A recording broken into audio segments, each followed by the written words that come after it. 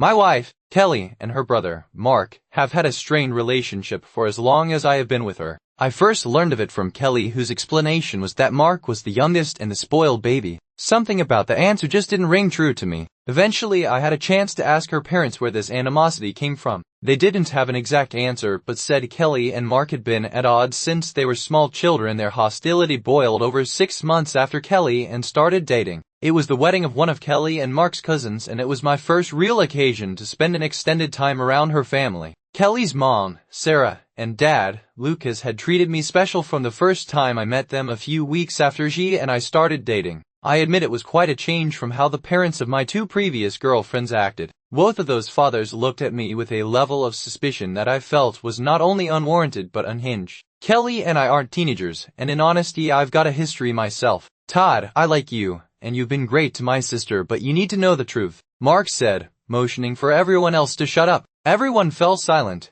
The tension so thick the knife that was supposed to be used on the turkey wouldn't have scratched it. Todd, my sister has been with well over 100 guys. Mark, come on man, I said. I know you and Kelly have issues, but let's keep things civil. I'm asking you as a friend to stop this shit right now. Todd, I know you think I'm lying to piss off my sister, but it's true. My dear sister was a full-fledged slut during college. How do I know this? Because she was expelled after having gotten caught fucking a house full of frat boys. See, somewhere along the way she caught an STD and well, they had to track down all the guys she had contact with. I was speechless and getting ready to launch myself across the table and beat the shit out of my brother-in-law, but I looked over at Kelly first and saw the expression on her face. She was holding back tears, and the expression of shame on her face told me it was true. Yes, it bothered the shit out of me, but I loved my wife in her past. While disturbing cause it suggested a huge flaw in judgment, I completely believed she was a different woman now. You knew a Mark. Fuck it, I said, standing up, getting ready to defend my wife. I don't care. Kelly has been a fantastic wife and never done anything at all to threaten our marriage. You sure?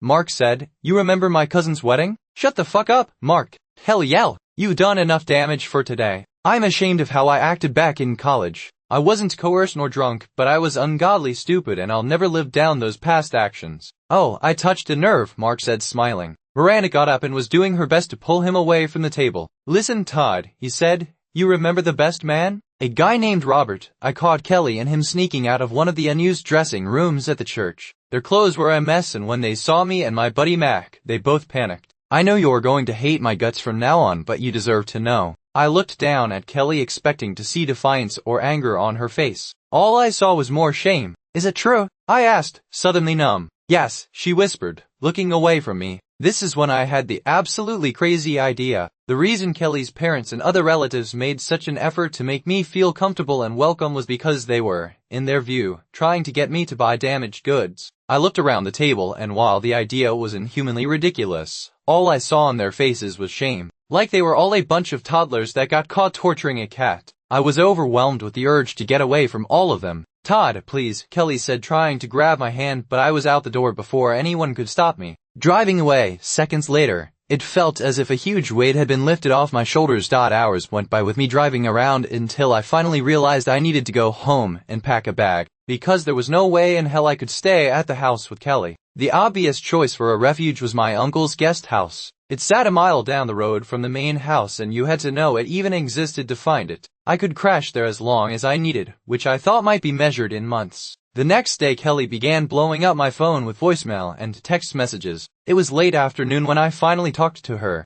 She made the expected pleas of it was a mistake, that she only loves me. Yeah,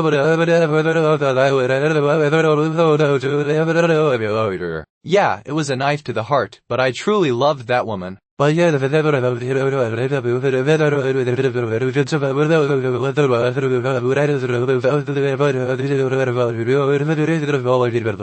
got Kelly to eventually calm down, reassuring her that I wasn't about to talk with a divorce lawyer, but it was definitely best to be apart for the time being. I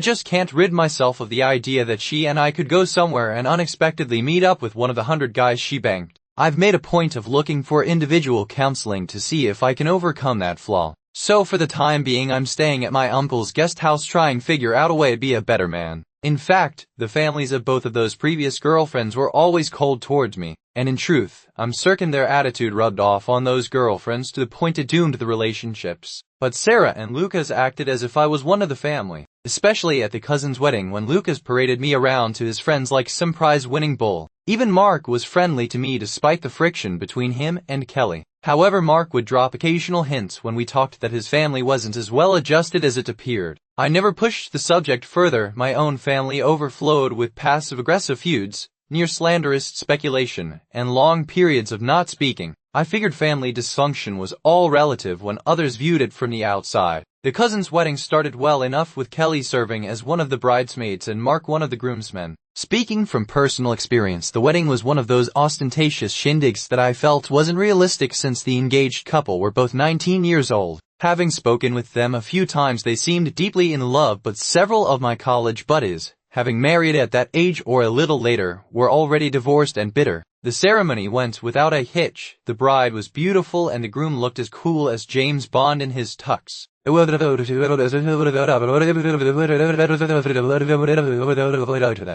In fact, between Sarah and Lucas and a few other relatives demanding time, I hadn't had a chance to say 3 words to Kelly since immediately after the ceremony. That's why I noticed Kelly and Mark off in the corner. I couldn't hear anything but their angry facial expressions and gestures suggested they were in a heated argument. Having heard about their squabbles, I didn't want to interfere. I'd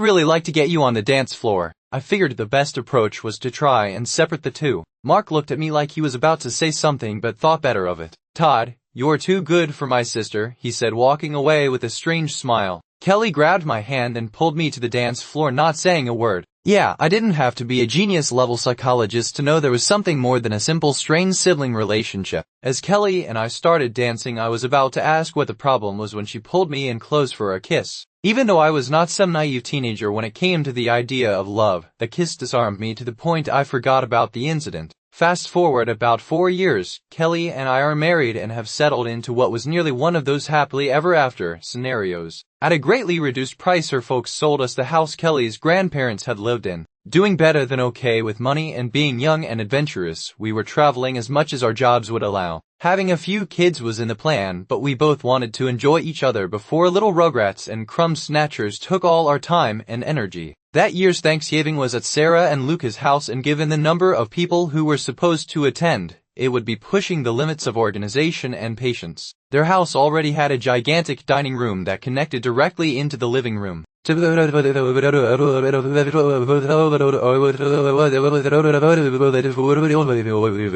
Even Kelly and Mark, who over the past few years I had observed a number of their ongoing arguments. Some were kind of extreme, but Mark was always respectful to Kelly and made a point of asking me if we were still good. What bothered me the most was seeing my wife being petty and vindictive, especially when their fights were over minor issues. The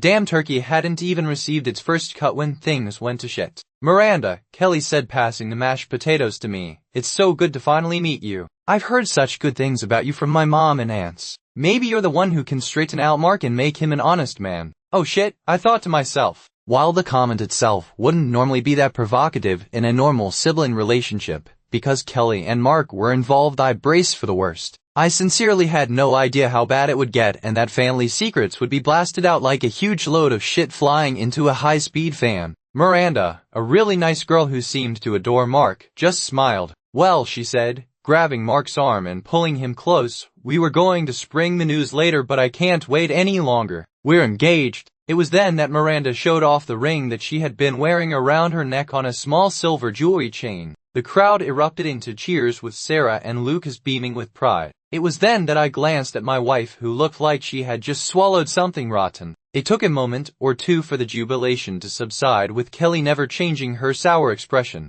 "Tell me, Miranda," Kelly said, "has my brother told you about his past? He had quite the record of loving and leaving every woman he's been with. In fact, just a few years ago he got one girl pregnant and talked her into getting an abortion. Whatever happiness that had existed moments before was immediately sucked away, leaving a weird vacuum of what I felt to be foreboding." Everyone at the table was completely silent and looking at either Kelly or Mark. A line had been crossed this time and no one had any idea how the next few moments would transpire. Mark smiled savagely, kind of like a wolf might after cornering a fat rabbit it had been chasing. I honestly felt a chill down my spine. Yes, dear sister, Mark said. I've told Miranda all about my history. Everything, a full accounting of my past relationships including the time I got Tina pregnant. There are no secrets between me and this woman I'm going to marry. Here's the question for you, Kelly. Have you told Todd all about your dark past when it came to men? Yes, early into my relationship with Kelly, we did have a long talk about who we had been with in the past, and I didn't have any problem with her past as she didn't with mine. Neither of us were young virgin teenagers, both of us had been around the block a few times. So when I looked over at my wife, I was expecting to see a similar smile of certainty.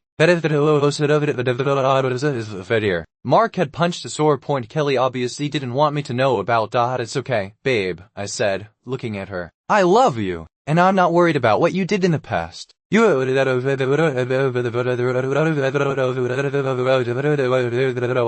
That's when the family started protesting, saying it wasn't the time or place to discuss such matters. I glanced over at Kelly's dad, who warned Mark. It was